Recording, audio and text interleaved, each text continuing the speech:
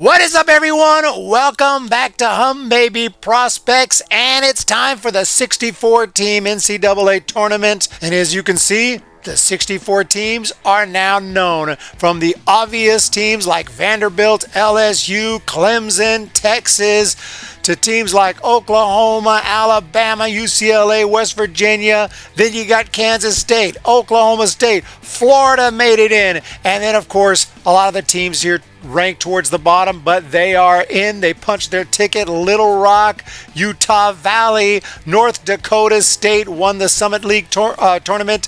And so we're going to run through all of the regionals. I'll give a quick prediction, and I just run through all of the matchups as we get ready. It's kicking off today as this video is public. I wanted to make this video a little earlier, but I had a bunch of games filmed or recorded, I should say, DVR or whatnot, and other games that were on ESPN Plus that I wanted to watch that were from various tournaments. I just finished tonight watching the WAC tournament, and Utah Valley took out the team I was rooting for, Abilene Christian, and Utah Valley punched their ticket. So now I know all the teams. Done watching the tournaments, and it's time for regionals. The field of 64 teams competing for the 2025 NCAA Division I Baseball Championship was announced. And here, field by conference, you can see the SEC. 13 teams in: Alabama, Arkansas, Auburn, Florida, Georgia, Kentucky, LSU, Mississippi State, Oklahoma, Ole Miss, Tennessee, Texas, and Vanderbilt all in.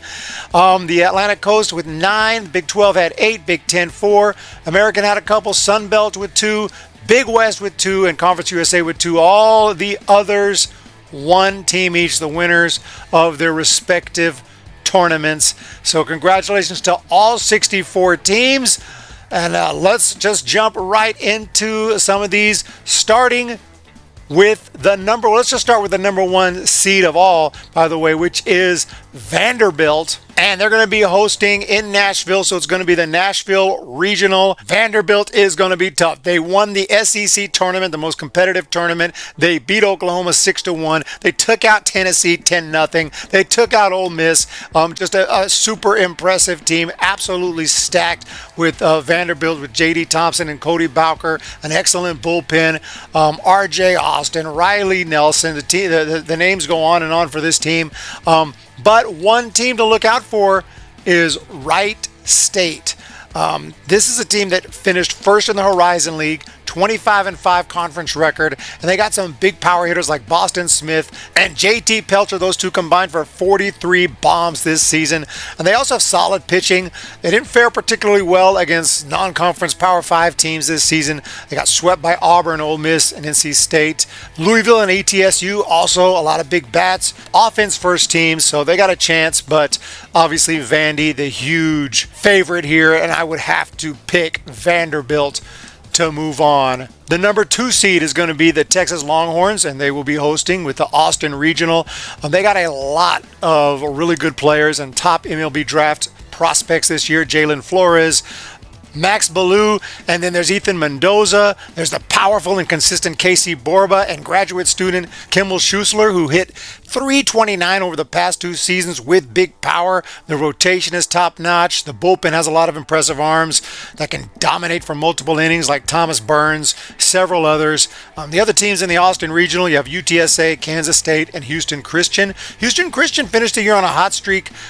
They finished 6th in the standings, but they dominated their tournament, the Southland tournament, with some outstanding pitching, timely hitting. They got a 2-way guy named Parker Edwards, completely shuts down the opponents on the mound and can rake. Kansas State is going to be in the mix here. They made it to the Super Regionals last year, but lost a lot of talent. Still got Keegan O'Connor, still got Maximus Martin, a couple of big power bats. Just don't know if the pitching runs quite deep enough. But UTSA, University of Texas San Antonio, they got some impressive arms and a relentless lineup. At least 6 regulars who hit over 300, several with an OPS over 1,000, an awesome pitching staff, shut down relief pitchers like Robert Orlowski, and a rotation that just keeps this team in the game. I really like the Roadrunners, and they took out Houston Christian this season, beat them 12-1. And they beat Texas A&M in College Station and even beat Texas themselves on a Tuesday game in Austin back in March. So I would say this team has the ability to upset. I'm taking the UTSA Roadrunners to move on in the Austin Regional. Then you have Arkansas, ranked number 3. They're going to host in Fayetteville. They're going to have to deal with North Dakota State, Kansas, and Creighton. I do follow the Summit League pretty closely every year, and I'm a fan of these teams, especially St. Thomas and Oral Roberts. Oral Roberts, obviously, they were in the College World Series a couple years ago, and they won their tournament last year. But this year was NDSU, North Dakota State, who won the tournament with big help from Logan Knight. He threw a complete game shutout. He threw another complete game shutout earlier in the year, also against Oral Roberts. So that guy's amazing. He's going to be key for North Dakota State. But obviously, Arkansas is completely stacked with Aloy, the SEC Player of the Year, the amazing pitching with Zach Root. The Jayhawks, the Kansas Jayhawks lineup is going to be tough as well. Brady Ballinger hit 363. And so we'll see. Creighton, Blue Jays, they're on a hot streak. So this is going to be a good one. I will take Arkansas to win in Fayetteville, though, and go ahead and move on. The fourth tournament to talk about is with Auburn at number 4. They'll be hosting. They had a somewhat disappointing season last year. Bounced back big this year. Big bats like Ike Irish, Cooper McMurray, Chris Rembert, a lot of quality pitchers, Samuel Dutton. And this Auburn Regional is also going to feature North Carolina State, Stetson, and Central Connecticut. So Central Connecticut, a very dangerous team. They can score big runs. We'll see how they do against some of the bigger competition. It's tough to predict, but they do have the tools to manufacture runs and maybe be a team that upsets here. So Stetson has some quality arms, a really good bullpen. Ty Van Dyke is a great arm. He had an ERA around 1 this year. He's going to give them a huge advantage. North Carolina State, though, I kind of like them here.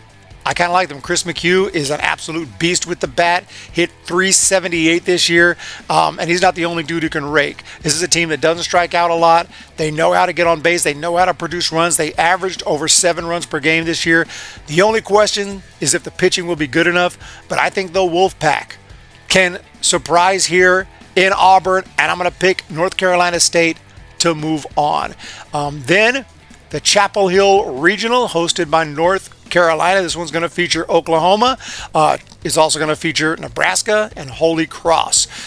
So the Tar Heels have some of the best pitching in the country, no doubt about it. Jack Knapp is nearly unhittable when he's on. Rarely walks batters. Absolutely filthy. Offensively, the lineup is pretty explosive, and it's got a catcher by the name of Luke Stevenson. I'm hoping my favorite team, the Giants, draft him in the MLB draft this year. But yeah, a great lineup. But the Oklahoma Sooners, look out. They got 2 Witherspoons in that rotation, Kyson Witherspoon and his twin brother.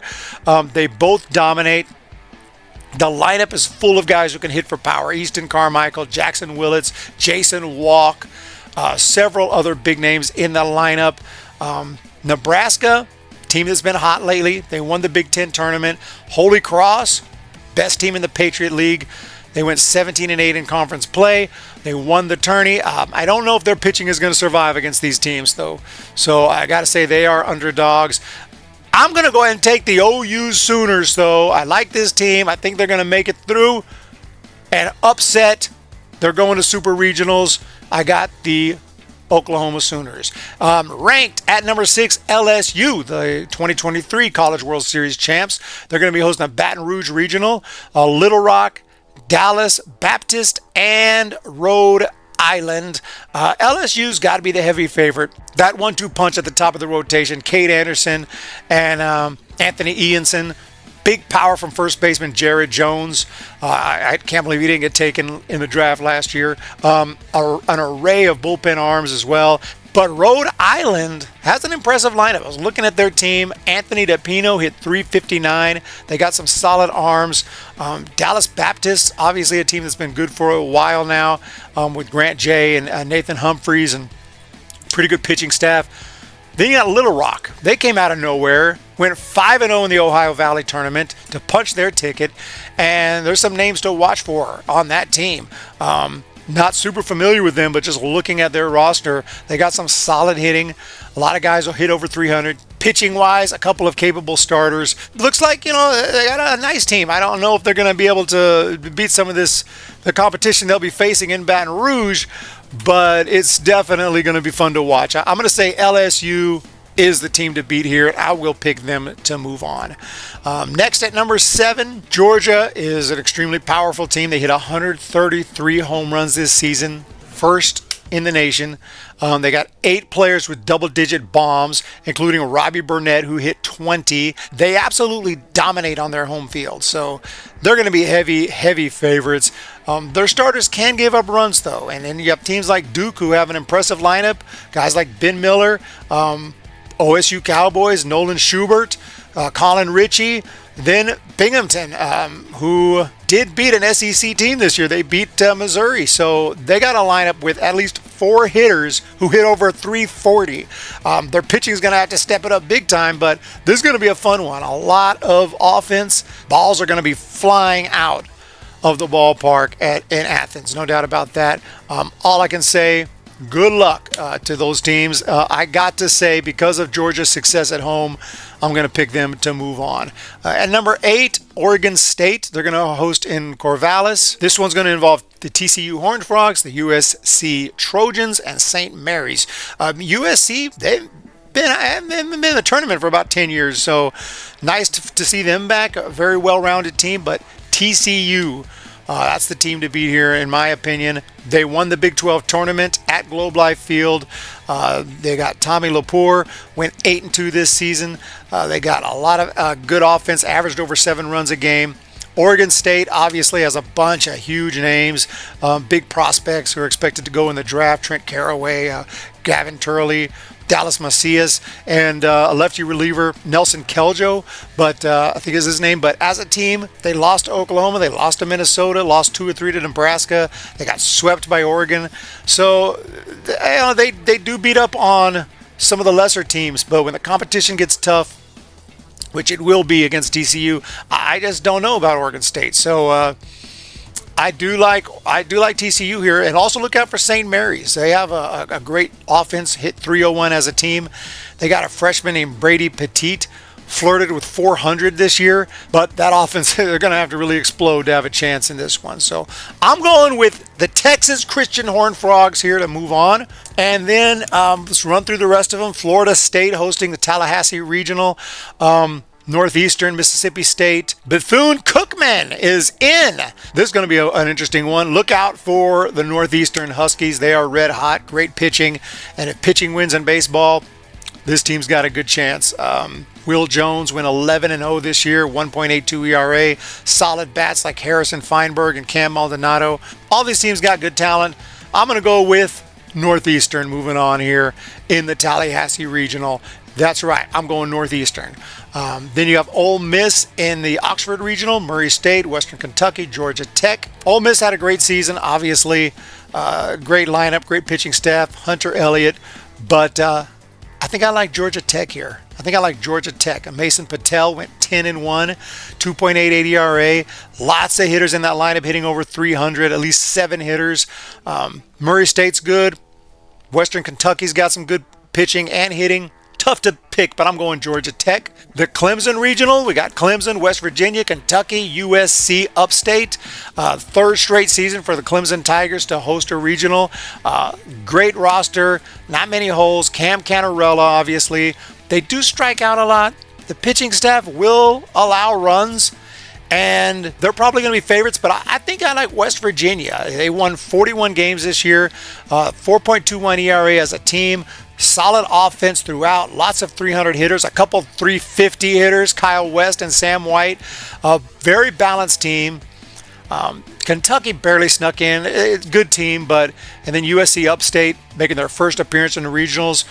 I was looking at their team. They got some serious hitters. A guy named Scott Campbell hit 400. We'll see how they do against the bigger competition here. They got a shot at an upset, but I'm taking West Virginia in the Clemson Regional. And And then the 2016 champs, Coastal Carolina, hosting in Conway, Florida, East Carolina, and Fairfield. Florida's got a lot of fight. They had a horrible start this season, but they battled back, had some injury issues. East Carolina struggled as well this year, but they were able to win the tournament, to punch their ticket. What about this team, Fairfield? I'm looking at this team. This is a solid team. They win their tournament almost every year. They got a couple of starters named Bowen Baker and Ben Alexson, who combined to go 17-12 this year, and I like their offense as well. I think it's going to be an interesting tournament. I can see any four of these teams taking it. I'm going to go with the biggest upset in the entire regionals. Fairfield is moving on, not just for the pitching I just mentioned, but big bats. Dean Ferrara, a lot of big bats. I'm looking at this team. I'm going Fairfield to win the Conway Regional. And then we have the Eugene Regional hosted by Oregon. Arizona is going to be there. Cal Poly, Utah Valley. And I watched the entire WAC tournament. I was rooting for Abilene Christian. Ended up being Utah Valley. Didn't lose a single game. There's a dude named Mason Strong at catcher. He hit 2 home runs in the final game of the tourney. Guy's an absolute beast. And that whole team was impressive. Super impressive. Utah Valley, look for them, the WAC tournament champs. But you got Arizona, Big 12 tournament champs. They swept the Big 12 tournament. You have Cal Poly, team that hit 318 this year. And then there's Oregon. And I just think Oregon is going to be too much for any of those other teams, even too much for Utah Valley. They went 22-8 in the conference play this year. They got, of course, Mason Neville, 26 bombs. Jacob Walsh, 19 bombs, 336 average. Incredible pitching staff, just top to bottom. Oregon, I might pick them to win it all this year. We'll see if they get through this and go to Super Regionals. Oregon has to be heavy favorites. I'm taking them to move on. And then Hattiesburg Regional, hosted by Southern Miss. This one's going to include Alabama, Miami of Florida, and Columbia. Of course, Southern Miss, JB Middleton, 10-1 record, 2.01 ERA. This team looks primed for Omaha, no doubt about it. Alabama's going to be tough, though. Alabama won over 40 games. They beat Southern Miss in the regular season, 10-6. They took 2 or 3 from Oklahoma. They swept Texas A&M. They got a great roster. Miami of Florida, they got an outside shot. They got some good hitters, decent staff, but I'm going to go with Southern Miss here, the hosts. I'm going to go with Southern Miss to win it.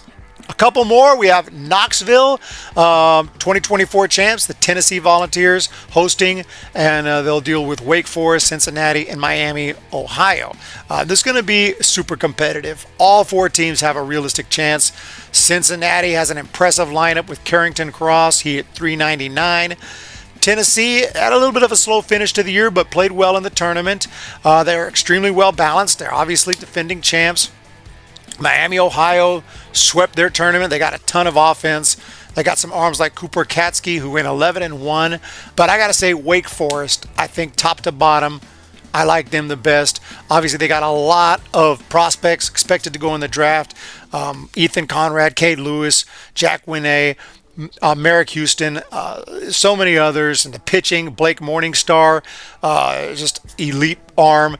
And they got guys on the bullpen too, Griffin Green out of the pen. I think there's just too much talent, despite the fact that they're not hosting. I got Wake Forest taking it in Knoxville and moving on. And finally, Los Angeles, UCLA hosting, and one of my favorite college baseball teams, Fresno State.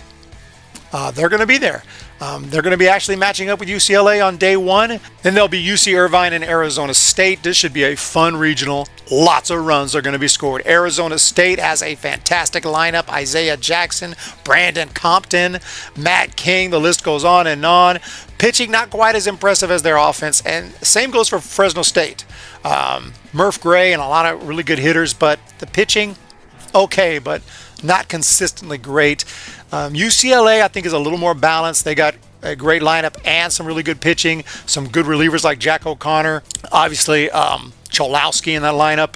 But UC Irvine, they beat some big teams this year. They beat Nebraska, they beat USC, they beat Oregon State, they beat UCLA themselves. The lineup, Jacob McCombs, 350 batting average. Ricky Ojeda out of the pen, struck out 79 in 62 innings. starters like Trevor Hansen. So I think it's going to be between UC Irvine and UCLA. I'm taking UC Irvine to move on to Super Regionals, and that is the quick preview. Well, not as quick as I thought it would be, but once I got going, we were really getting deep into some of these matchups. But that'll do it. So that's the 64 teams. Let me know what you guys think of those predictions. Congratulations again to all of these teams that are in the 64 team tournament. We'll follow it and be back for more predictions once we know who's going to be in Super Regionals, and then the College World Series. Oh my goodness. What teams that, some of these underdogs do you think are going to have a chance? North Dakota State, who do you think? Murray State, Fresno State, Central Connecticut, Stetson. Who's it going to be? Wright State. Which of these teams? Columbia from the Ivy League. Do they got a shot? Let me know. Or just let me know which of the main teams do you think are moving on.